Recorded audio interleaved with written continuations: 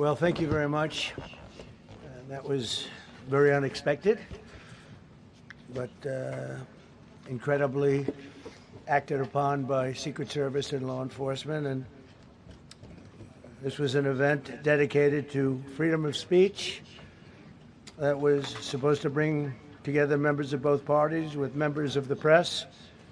And in a certain way it did, because the fact that they just unified, I saw a room that was just totally unified. It was in one way a very beautiful thing to see. A man charged a security checkpoint armed with multiple weapons, and he was taken down by some very brave members of Secret Service, and they acted very quickly and have just released, for purposes of transparency, clarity, I've ordered it to be put out. You probably have it by now. Put out on Truth and put out on many other platforms. A tape showing the violence of this thug that attacked our Constitution, and also showing how quickly Secret Service and law enforcement acted on our country's behalf. Really did a great job. One officer was shot, but saved by the fact that he was wearing obviously a very good bulletproof vest. He was shot from very close distance with a very powerful gun, and the vest did the job. I just spoke to the officer, and he's doing great. He's in great shape. He has very high spirits, and we told him we love him and respect him, and he's a very proud guy. He's very proud of what he does, Secret Service agent. And we looked at all of the conditions that took place tonight, and I will say, it's not a particularly secure building, and I didn't want to say this, but this is why we have to have all of the attributes of what we're planning at the White House. It's actually a larger room, and it's much more secure. It's drone-proof, it's bulletproof glass. We need the ballroom. That's why Secret Service, that's why the military are demanding it. They've wanted the ballroom for 150 years for lots of different reasons, but today's a little bit different, because today we need levels of security that probably nobody's ever seen before. But everyone owes a tremendous debt of gratitude to the courage of law enforcement, the law enforcement, and working with the D.C. police. And we just spoke with the mayor, and when we're finished, the police chief is going to take over and discuss it also from their viewpoint. But they also performed exactly as they were supposed to, and you see the attacker in different positions, but you also see the attacker totally subdued and under control. So as you know, this is not the first time in the past couple of years that our republic has been attacked by a would-be assassin who sought to kill. In Butler, Pennsylvania, less than 2 years ago, all know that story. And in Palm Beach, Florida, a few months after that, we came close. We really had, we had some great work done by law enforcement. But in light of this evening's events, I asked that all Americans recommit with their hearts in resolving our difference peacefully. We have to resolve our differences. I will say, you had Republicans, Democrats, independents, conservatives, liberals, and progressives. Those words are interchangeable, perhaps, but maybe they're not. But yet everybody in that room, big crowd, record-setting crowd. There was a record-setting group of people, and there was a tremendous amount of love and coming together. I watched, and I was very, very impressed by that. But First Lady and I were taken very well care of, very quickly rushed off the stage. Vice President J.D. Vance, who's here, was likewise beautifully done. He was just saying how quickly everybody acted, law enforcement, Secret Service in particular in this case, but law enforcement. Marco had the same thing. Pete was there. Pete didn't want any help. He didn't want anybody to help. He doesn't want anybody to help him, but he did get some, didn't you? And I think you also said that it was very impressive. So with that, I'd like to ask Todd Blanche to come up, say a few words, and tell you it's already underway. The man has been captured. They're going to his apartment. I guess he lives in California, and he's a sick person, a very sick person. And we don't want things like this to happen. I think it's very important that I say, though, and I told the representatives of the evening, they did such a beautiful job. It was such a beautiful evening. And again, they're talking about free speech in our Constitution. That's what it's all about, not just White House correspondence. It was really based on free speech in our Constitution. But I said very importantly that we'll do it again within the next 30 days, and we'll make it bigger and better and even nicer. So I just want to thank everybody that was involved. I also want to thank the press, the media. You've been very responsible in your coverage. I will say I've been seeing what's been out. You've been very responsible. So Todd Blanche, I'd like to say a few words. I know we're going to have cash, and then you're going to go on. We can ask. I guess we can take a couple of questions. I want to thank the First Lady for. That was a rather traumatic experience for her. There was a lot of action taking place up there very quickly. But again, the response time was really incredible. And we're going to reschedule. We're going to do it again. We're not going to let anybody take over our society. We're not going to cancel things out because we can't do that. We wanted to stay tonight. I will tell you, I fought like hell to stay. But it was protocol. They said, please, sir. Because they didn't know there was a lot of action going on, and they didn't know could there be probably a lone shooter, but we'll find out. We'll find out very quickly. They have it very well under control. So I want to thank everybody very much. And Todd Blanche, please. Thank you very much, Mr. President. Tonight you saw the very worst and the very best of this country. You saw the very worst by the actions of that coward that the President just talked about. But you also saw the very best because you saw law enforcement do exactly what they're supposed to do. And you'll see the videos come out, I expect, very shortly, and you'll see law enforcement do exactly what we want them to do. And so I echo what what President Trump just said, that we are extraordinarily grateful and appreciative of the men and women of law enforcement that did their jobs tonight, including one who was injured. This investigation is ongoing. I expect you will see charges filed shortly. The charges should be self-evident given the conduct, but as you'll hear, there will be multiple charges surrounding the shooting, around the possession of firearms, and anything else that we can get on this guy. The investigation is obviously ongoing and just started. There is federal law enforcement already working on search warrants and doing their job, and I don't want to get ahead of them and don't want to get ahead of the work that they're doing even as we speak.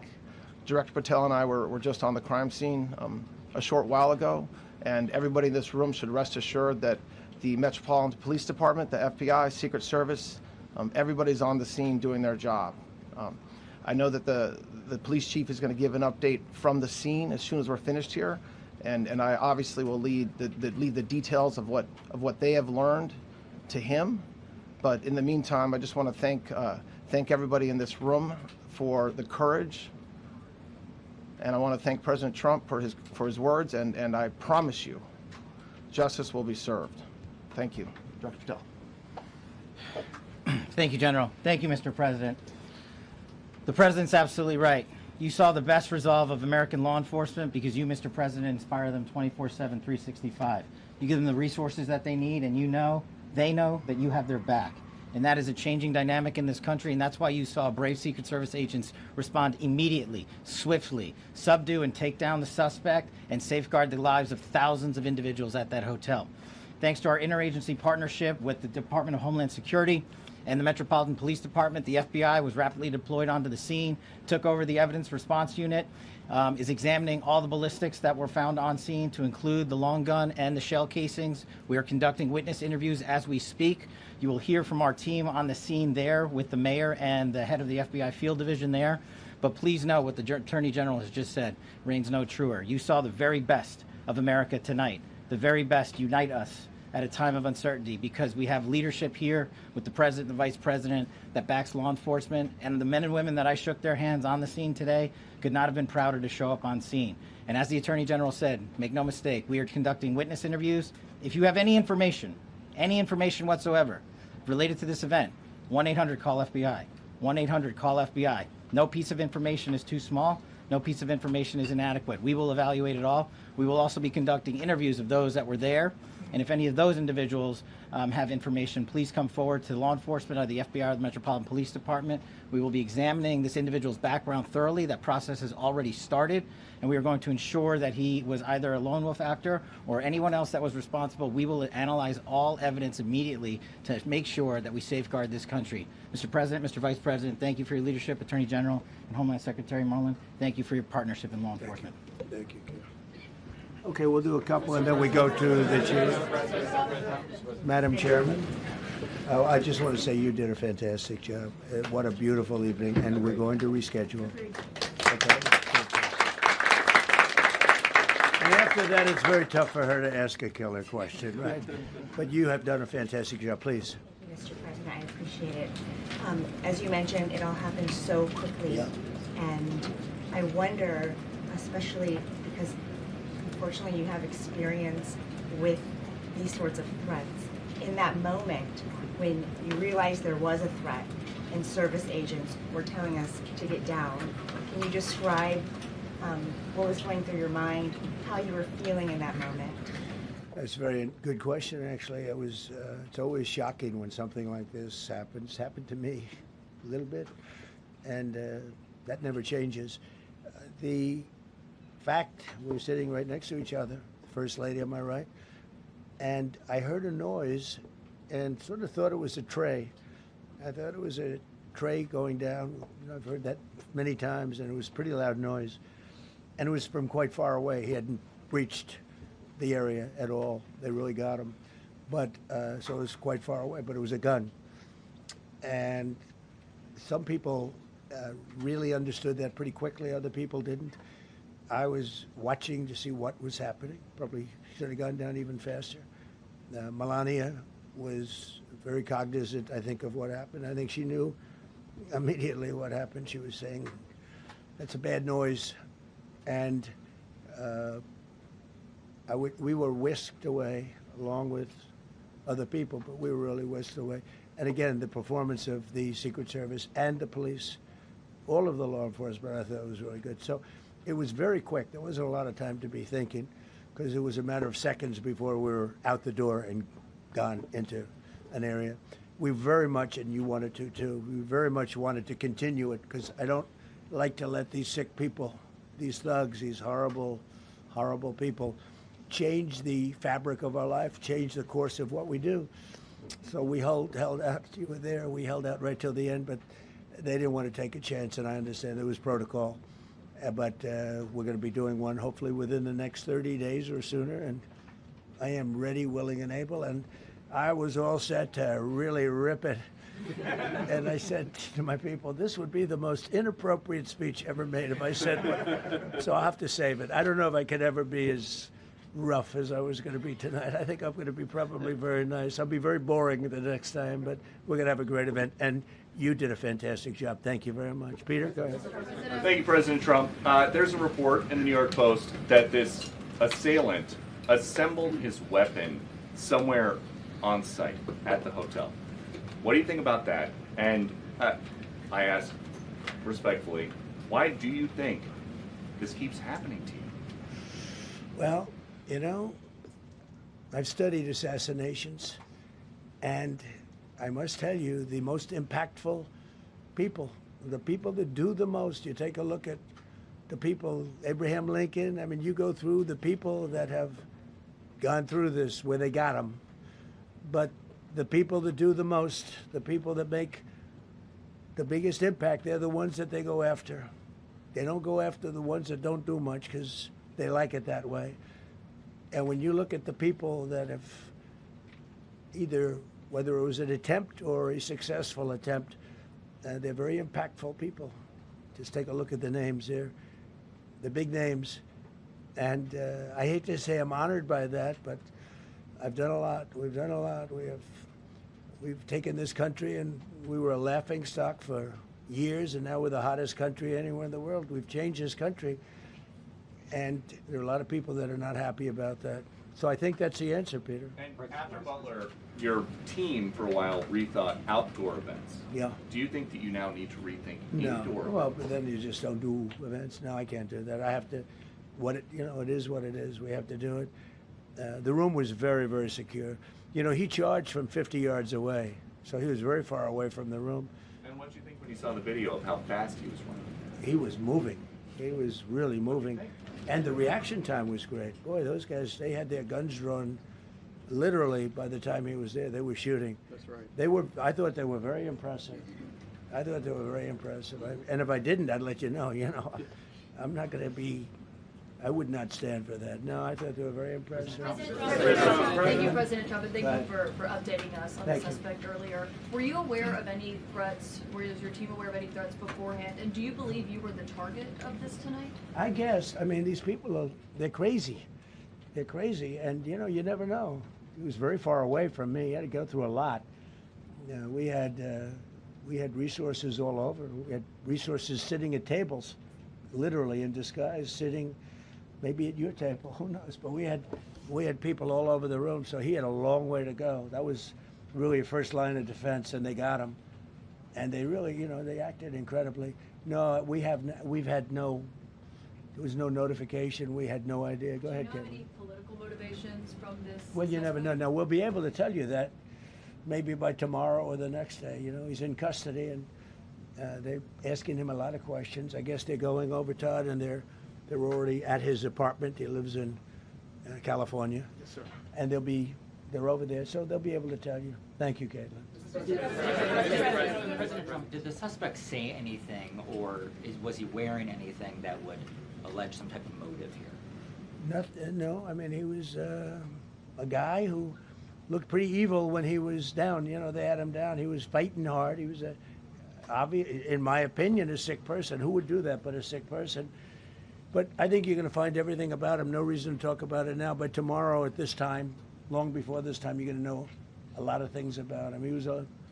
They seem to think he was a lone wolf, and I feel that too. Are you concerned about U.S. Secret Service protection ability? We saw several of the detailees take minutes to be escorted out of the room.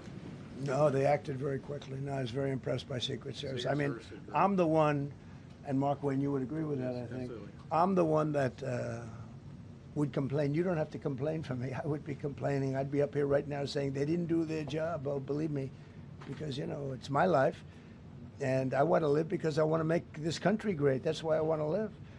But when you're impactful, they go after you. When you're not impactful, they leave you alone. Okay, a couple of more.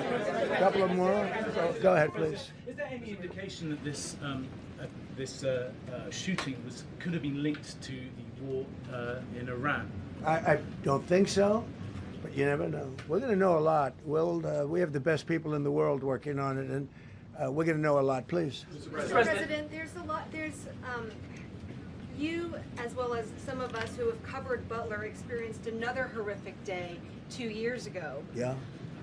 What felt similar? You had the First Lady with you today. What felt different? And you have another 2+ years in office. Are you concerned about something like this happening Well, I again? can't be concerned. I can only get great people. They did the job, in my opinion, a much better job than Butler. Butler had one weak spot that we all know about. Somebody should have been up there. But even Butler, we had our sniper on our side within 4.2 seconds from a distance of about 400 yards, one shot, and he was gone.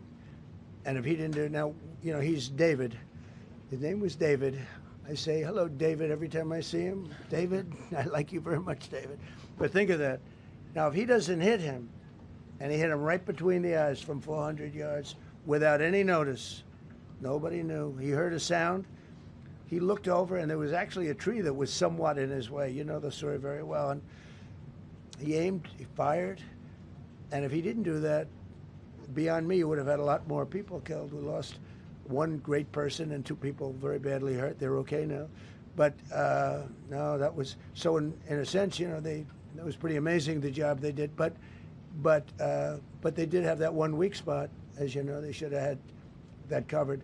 Tonight they had everything covered very quickly, and he was fast. He was running full blast, and they got him before they got any further. I was very far away. You know, he hadn't anywhere close to breach the doors of the ballroom. The ballroom was sealed, and everybody in there. That's why once those doors opened, they didn't want to do tonight. If the doors weren't opened, we could have probably done it tonight. But I think we're much better off rescheduling. Yeah, please. Mr. President, for you and perhaps law enforcement as well, what is the level of confidence that this was a lone actor, and has the suspect made any statements to police while in custody? Yeah, I think it's just look, it's not my profession. We have great professionals up here and outside that have been working with us. My impression is he was a lone wolf, whack job. These are crazy people.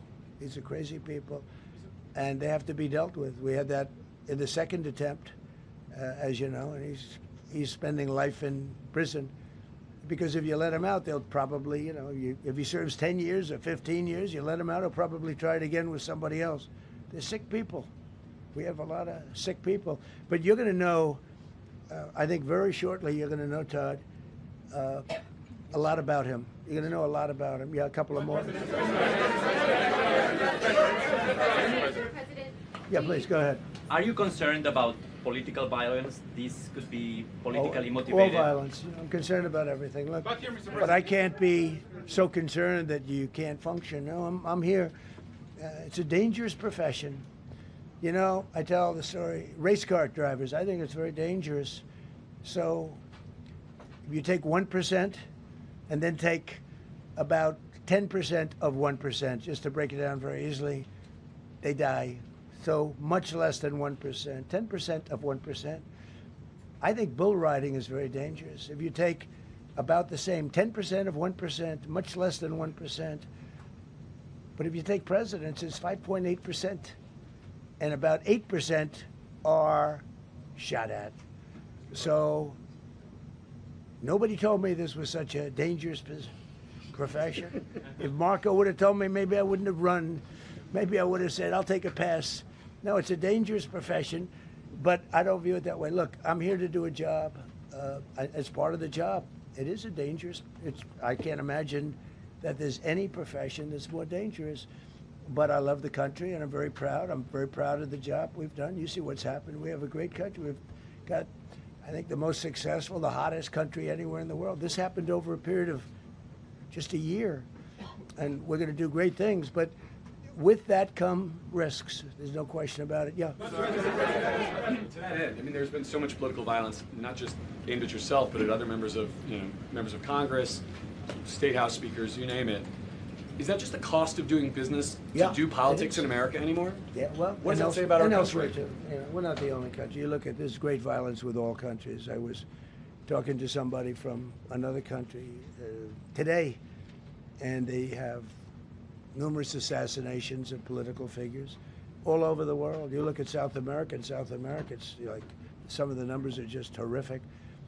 It's dangerous. It's dangerous stuff, whether it's here or someplace else. No country is immune. No country. Good question. Is it possible to turn that temperature down at this point?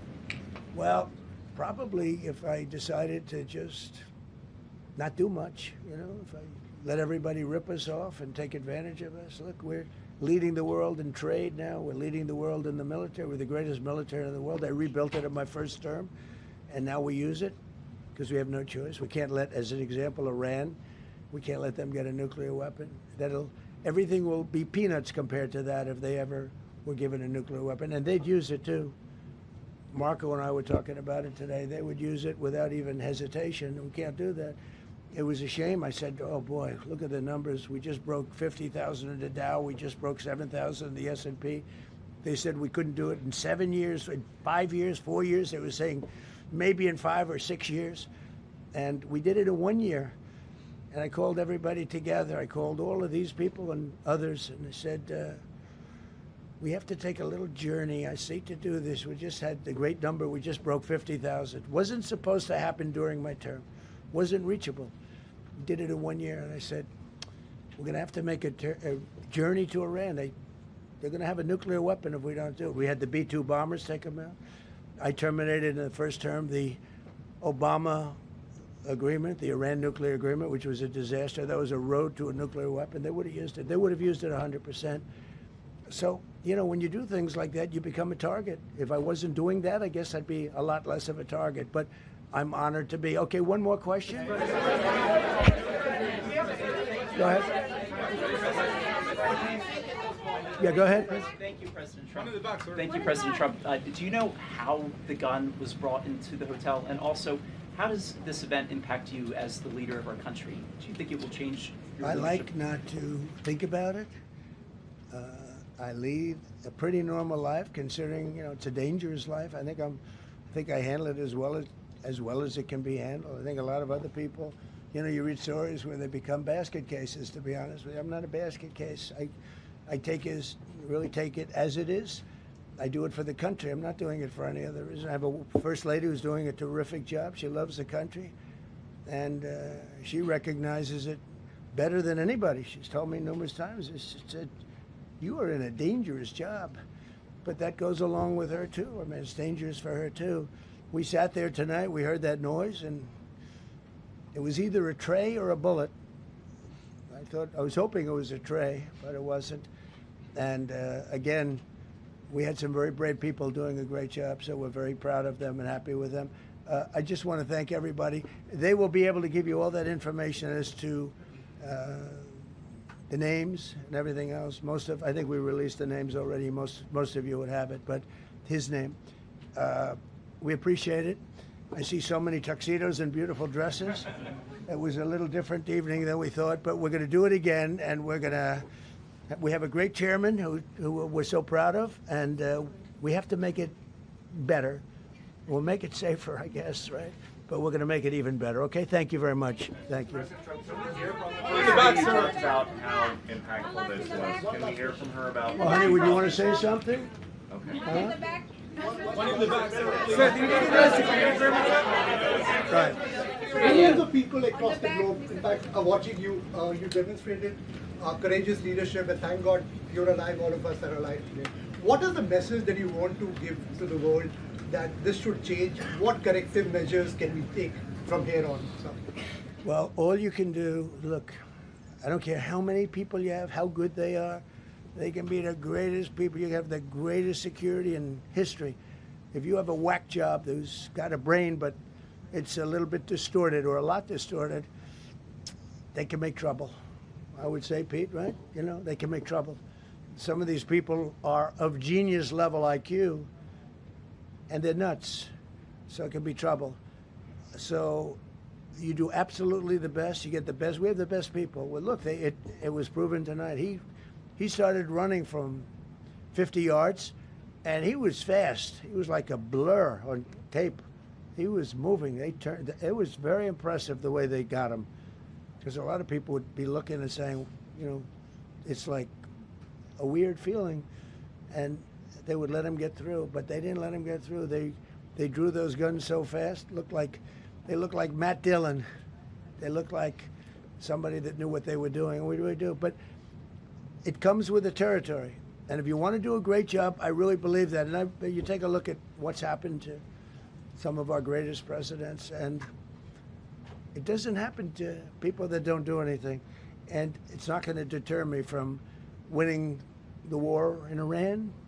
I don't know if that had anything to do with it. I really don't think so, based on what we know. But we're going to continue to do a great job. That's all I can do.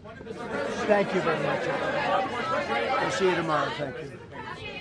Thank you.